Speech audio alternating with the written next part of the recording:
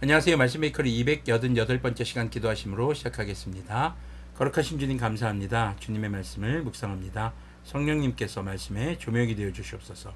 우리 주 예수님의 이름으로 기도합니다. 아멘.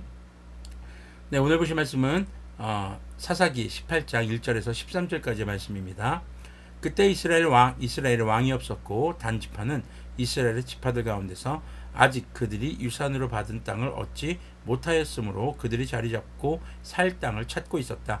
그래서 단지파 자손은 소라와 에스타올 사이에 있는 지파의 온 가문에서 가장 용감한 사람 5명을 뽑아서 땅 정찰 임무를 맡기고 땅을 탐지하고 살피도록 보냈다. 그들은 에브라임 산간 지방으로 들어섰다가 미가의 집에 이르러 거기서 하룻밤을 묵었다. 미가의 집에 머무르는 동안 그들은 그 젊은 레위 사람의 억양과 말씨를 알아듣고 그에게 다가가서 물었다. 누가 당신을 이리로 데려왔습니까? 당신은 여기에서 무슨 일을 하십니까? 무엇 때문에 여기 있습니까? 그러자 그는 그들에게 대답하였다. 미가가 나에게 조건을 제시하고 나를 고용하여 자기의 제사장으로 삼았습니다. 그들이 그에게 말하였다. 하나님께 물어보아서 우리가 가고 있는 이 길이 성공할 것인지 우리에게 알려주십시오.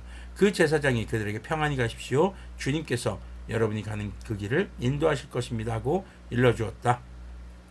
자, 본문은요, 단 지파가 유산으로 받은 땅을 얻지 못한 때로 시기를 알려주고 있습니다. 그러니까 여호수아 당시에 가나안 전 지역의 동서남북으로 큰 전쟁을 다 이겼어요.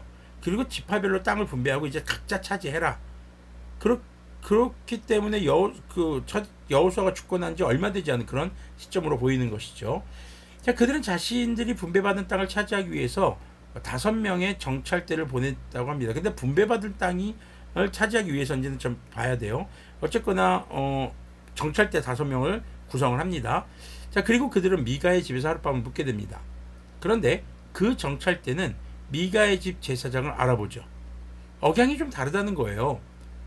그에게 자신들이 가는 얘기해 보니까 레위 지파고 미가 사람에게 고용된 제사장이다 알게 되죠. 근데 이 사람들은 그것에 대해서 하나의 의심도 없이 바로 뭘 물어봅니까? 자신들이 가는 길에 대해 주님의 뜻을 좀 알아봐 달라고 하죠. 그리고 미가의 집 레위인 제사장은 그들에게 주님께서 그 길을 인도해 주실 것이라고 합니다. 자, 문제는요, 그 레위인이 진짜 하나님의 뜻을 묻고 또 들었는지에 대한 의문인 것이죠. 당시 하나님의 뜻을 구하기 위해서 아론의 후손들은요, 하나님 앞에 제사를 드리고 또 우림과 둠밈을 이용해서 하나님의 뜻을 구했습니다. 근데 여기 레위는 아론의 후손도 아니고 그런 절차도 없이 주님께서 인도하실 것이라고 지금 말하는 것이죠. 자, 지금 무엇보다 중요한 문제는 미가의 집안 산당에는 지금 우상이 자리 잡고 있어요. 단지파 역시 미가의 집에 머물면서 이 5명의 정찰대가 레위 사람의 말을 듣고 또 보면 알 수 있었을 텐데 지금 그들은요, 진짜 하나님의 음성인지 아닌지 이것이 중요한 것이 아니라 그냥 자신들의 길이 성공할 것인지에만 관심이 있는 것이죠. 자, 7절부터 보면요, 그래서 5사람은 길을 떠나 라이스로 갔다. 그들은 그곳 사람들이 한가하고 평화롭게 사는 시돈 사람들처럼 안전하게 살고 있는 것을 보았다. 그리고 그 땅에는 어느 누구도 권력을 쥐고 그들을 해치는 자가 없었다. 그들은 시돈 사람들과도 멀리 떨어져 있어서 어느 누구와도 접촉이 없었다. 5사람이 소라와 에스타올로 돌아와 그들의 백성에게 이르렀다. 그들이 그 5사람에게 정찰한 내용을 물으니 그들이 이렇게 대답하였다. 어서 가서 그들을 치도록 합시다. 우리가 본 그 땅은 정말 좋은 땅입니다. 우리가 이렇게 가만히 있을 때가 아닙니다. 망설이지 말고 쳐들어갑시다. 그 땅을 차지합시다. 우리가 거기에 가기만 하면 넓은 땅에서 평안하게 살고 있는 백성들을 보게 될 것입니다. 하나님이 그 땅을 우리의 손에 넘겨주셨습니다. 무엇 하나 부러울 것이 없고 부족한 것이 없는 곳입니다. 자, 이렇게만 보면요, 라이스라는 땅이 꼭 단지파에게 하나님이 주신 땅으로 보입니다. 이건 절호의 기회로 보여집니다. 근데 가만히 우리가 이 말씀을 좀 꼼꼼하게 보면은요, 일단은 미가 집안에 있는 레위 사람 제사장에게 축복의 말을 듣고 라이스로 가죠. 라이스는요, 굉장히 평화로운 곳이었습니다. 아무도 권력을 쥐고 있지 않았다고요. 굉장히 무슨 유토피아 같은, 네, 땅이 너무너무 마음에 들어요. 너무 이건 진짜 하나님이 주신 땅이구나 이렇게 생각했던 거죠. 근데 라이스라는 땅은요, 레센이라는 이름의 땅으로요, 반지파가 분배받은 땅에서 서쪽으로 170km 정도 떨어진 곳이에요. 그러니까 단지파가 분배받은 땅과는요, 거리가 먼 겁니다. 단지파는 지금 자신들이 분배받은 땅에 아모리 족속을 몰아내야 하는 상황이었는데요. 그들이 강하다는 이유로, 아모리 족속이 강하다는 이유로 싸울 생각도 안 하고 지금 다른 땅을 찾아 떠난 거예요. 하나님이 주신 땅이 있는데 그 땅을 떠나서 지금 자기들이 보기에 좋은 땅, 한마디로 자기들이 좀 편하게 차지할 수 있는 땅을 찾아 헤매고 있었던 것이죠. 하나님의 말씀이 기준이 아니라 바로 자신들의 생각과 자신들의 마음이 기준이 된 것입니다. 자, 라이스는 주님께서 이스라엘에게 주신 땅이 아니었어요. 그런데 그들은 자신들이 이렇게 쉽게 차지할 수 있고 굉장히 보기에 좋은 땅으로 보이니까 그것이 하나님께서 허락하신, 여기서 보면은 거룩한 전쟁이라는 의미의 말까지 쓰거든요.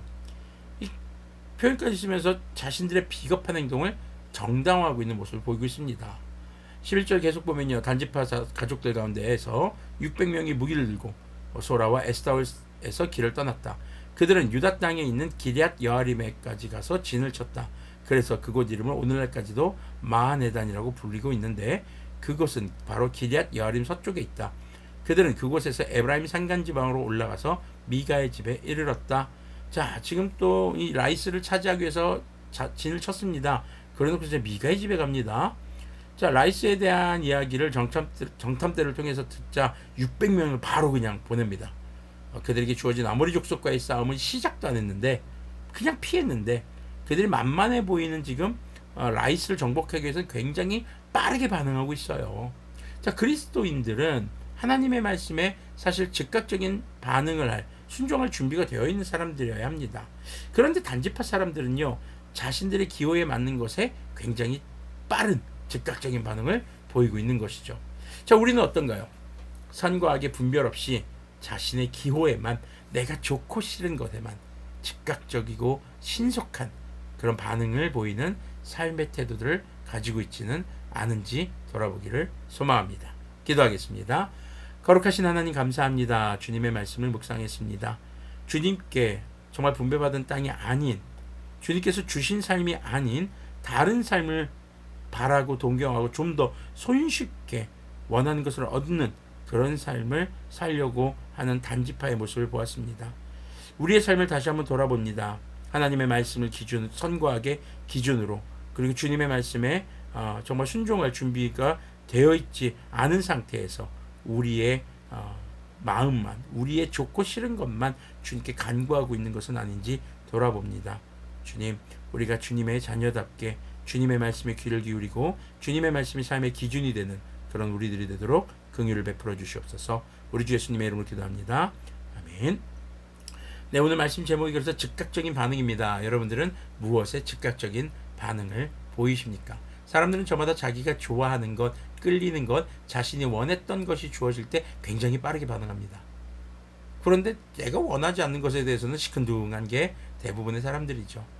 근데 그것이 뭐 나쁘고 틀리다는 건 아닙니다. 그런데 우리의 삶의 기준이 과연 나의 좋고 싫음이 기준이 되어야 할 것인가, 하나님의 말씀이 기준이 되어야 할 것인가, 그리스도인의 삶의 기준이 어디에 있어야 할지 우리가 잘 돌아보고 묵상하는 그런 우리들, 그런 오늘 하루가 되기를 소망합니다.